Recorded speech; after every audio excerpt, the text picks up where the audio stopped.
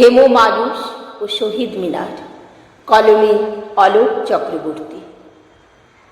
এখন শুধু স্মৃতিসৌধ দাঁড়িয়ে, বাকিটা ইতিহাস।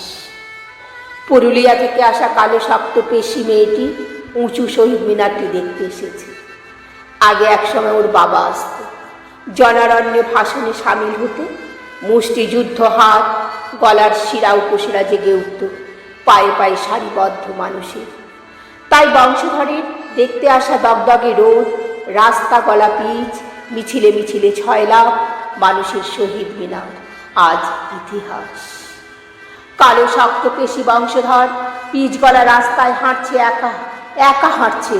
আগুন খেকো শব্দ, চিৎকার, অদেখা একদিন সাদা কালো মাথায় এগিয়ে চলার গান বাবার কাছে শোনা আজ অতীত। মেয়েটি চোখ বন্ধ করে শহীদ মিনারের গা ঘেঁষে দাঁড়ায়। কান পাতে সৌধের গায়ে শিহরিত শিরায় শিরায় জেগে উঠে ঝড়। ঘ্রাণাসক্ত হাজারো হাজারো ধেয়ে আসা ঘেমো মানুষের মাঝে খোঁজে তার কমরেড বাবাকে। চোখ মেলে দেখে ছেয়ে আছে অমাবস্যা রাতের নিকষ কালো অন্ধকার, আর গুটি কত ছড়ানো ছিটানো পথহারা আশ্রয়হীন মানুষ শহীদ মিনারের গা ঘেঁষে। বংশধর মেয়েটির অস্ফুট চিৎকার, অতীত জানালা বন্ধ করো, খুলে দাও খুলে দাও ভবিষ্যতের আগুন, খুলে দাও খুলে দাও।